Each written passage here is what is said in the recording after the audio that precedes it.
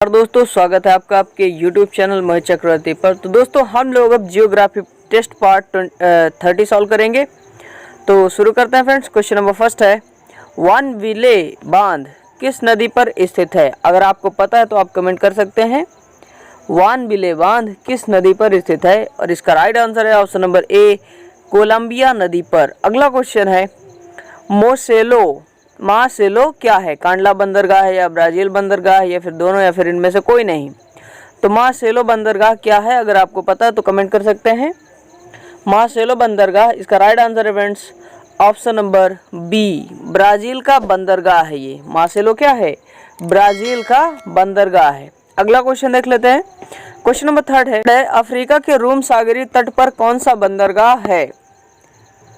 तो question number third का right answer क्या है? अगर आपको पता है तो कमेंट कर सकते हैं। अफ्रीका के रोम सागरीय तट पर कौन सा बंदरगाह है? राइट आंसर है डी ऑप्शन, सिकंदरिया बंदरगाह। कौन सा? सिकंदरिया बंदरगाह। क्वेश्चन नंबर 4 है, स्वेज नहर के दोनों सिरों पर कौन से बंदरगाह स्थित हैं? तो क्वेश्चन नंबर 4 का राइट आंसर है ऑप्शन नंबर डी, स्वेज एवं पोर्ट सईद। क्या स्वेज नहर के दोनों सिरों पर कौन से बंदरगाह स्थित है? तो स्वेज बंदरगाह और पोर्ट सईद। अगला क्वेश्चन है, क्वेश्चन नंबर 5, मस्सावा बंदरगाह किस देश में स्थित है? तो क्वेश्चन नंबर 5 का राइट आंसर क्या है? मस्सावा बंदरगाह किस देश में स्थित है? राइट है इरिट्रिया में। बी ऑप्शन राइट है, इरिट्रिया में मस्सावा बंदरगाह स्थित है। क्वेश्चन नंबर 6, किस बंदरगाह को विश्व का कहवा पत्तन कहा जाता है? किस बंदरगाह को विश्व का कहवा पत्तन कहा जाता है? राइट आंसर है ऑप्शन नंबर सी, सेंटोस बंदरगाह को। अगला क्वेश्चन है, क्वेश्चन नंबर 7, 5 सागरों का पत्तन किसे कहा जाता है? तो क्वेश्चन नंबर 7 का राइट आंसर क्या है? अगर आपको पता है तो कमेंट कर सकते हैं।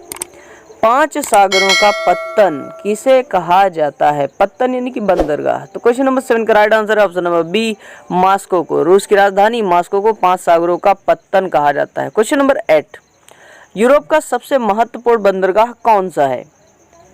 तो क्वेश्चन नंबर 8 का राइट आंसर है फ्रेंड्स ऑप्शन नंबर ए, रॉटरडम। यूरोप का सबसे महत्वपूर्ण बंदरगाह कौन सा है? रॉटरडम। इसे यूरोपोर्ट के नाम से भी जाना जाता है। क्वेश्चन नंबर 9 है, रॉटरडम बंदरगाह किस नदी पर स्थित है? नील नदी पर या राइन पर या जाम्बेजी या फिर तेल नदी पर? तो फ्रेंड्स क्वेश्चन नंबर 9 का राइट आंसर है ऑप्शन नंबर ए, राइन नदी पर। सॉरी, बी ऑप्शन राइट है, राइन नदी पर। रॉटरडम बंदरगाह किस नदी पर स्थित है? राइन नदी पर। अगला क्वेश्चन है, याकोहामा बंदरगाह किस देश में स्थित है?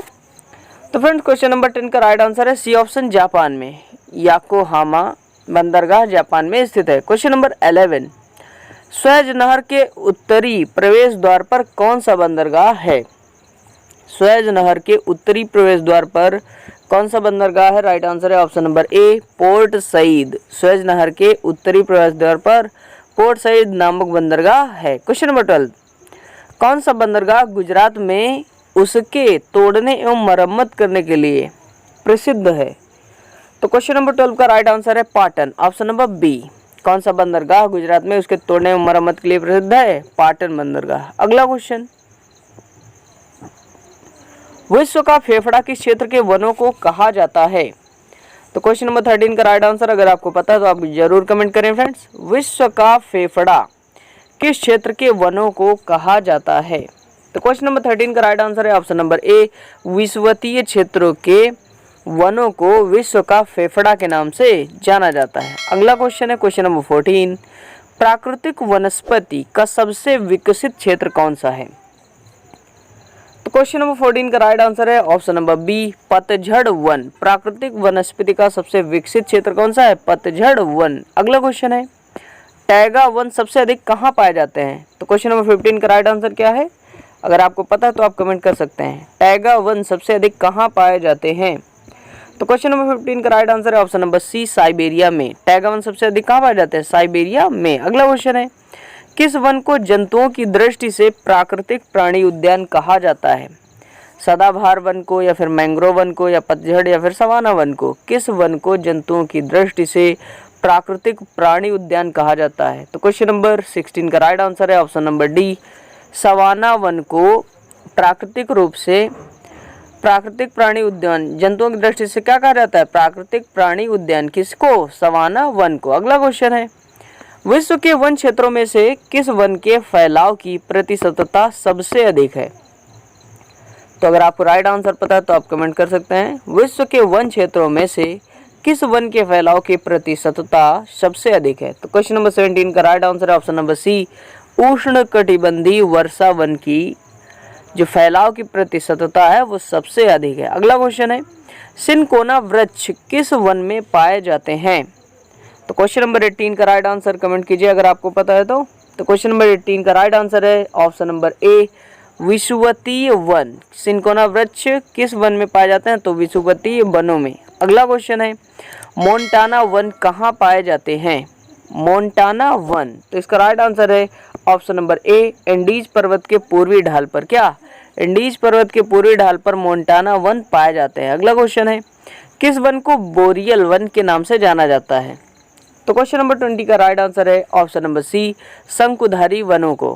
किस वन को बोरियल वन के नाम से जाना जाता है? तो शंकुधारी वनों को जाना जाता है बोरियल वन के रूप में। अगला क्वेश्चन है, टुंड्रा वनस्पति का सबसे अधिक विस्तार कहाँ पाया जाता है? तो क्वेश्चन नंबर 21 का राइट आंसर अगर आपको पता है तो आप कमेंट कर सकते हैं। टुंड्रा वनस्पति का सबसे अधिक विस्तार कहाँ पाया जाता है? राइट है फर्स्ट ऑप्शन, उत्तरी अमेरिका में। अगला क्वेश्चन है, डेलवर्जिया जाति से अर्थात किससे संबंधित है? डेलवर्जिया जाति किससे संबंधित है? क्वेश्चन नंबर 22 का राइट आंसर है ऑप्शन नंबर सी, शीशम से। डेलवर्जिया जाति किससे संबंधित है? शीशम से। अगला क्वेश्चन है, क्वेश्चन नंबर 23, विश्व के कृषि प्रदेशों का वर्गीकरण किसने प्रस्तुत किया था? तो क्वेश्चन नंबर 23 का राइट आंसर क्या है? अगर आपको पता है तो कमेंट करें फ्रेंड्स। विश्व के कृषि प्रदेशों का वर्गीकरण किसने प्रस्तुत किया था? तो इसका राइट आंसर है ऑप्शन नंबर ए, डी व्हिटलसी ने। किसने? डी व्हिटलसी ने विश्व के कृषि प्रदेशों का वर्गीकरण प्रस्तुत किया। अगला क्वेश्चन है, गेहूं की फसल के लिए आदर्श तापमान कितना होता है? तो गेहूं की फसल के लिए आदर्श तापमान का जो मान होता है वो ऑप्शन नंबर सी राइट है, 15 डिग्री सेल्सियस से 20 डिग्री सेल्सियस के बीच। अगला क्वेश्चन है, धान की खेती के लिए कौन सी मिट्टी सबसे उपयुक्त है? लेटराइट मिट्टी, अकाली या जलोढ़ या फिर चिकनी मिट्टी? तो क्वेश्चन नंबर 25 का राइट आंसर अगर आपको पता है तो जरूर कमेंट करें फ्रेंड्स। धान की खेती के लिए कौन सी मिट्टी सबसे अधिक उपयुक्त है? तो फ्रेंड्स क्वेश्चन नंबर 25 का राइट आंसर है ऑप्शन नंबर डी, चिकनी मिट्टी धान की खेती के लिए सबसे उपयुक्त है। अब फ्रेंड्स आपके लिए प्रश्न है, आपको कमेंट करके बताना कि इसका राइट आंसर क्या है। तो क्वेश्चन है, मक्का की पेटी विश्व में कहाँ पाई जाती है? अमेरिका, चीन, भारत या फिर दक्षिण अफ्रीका में?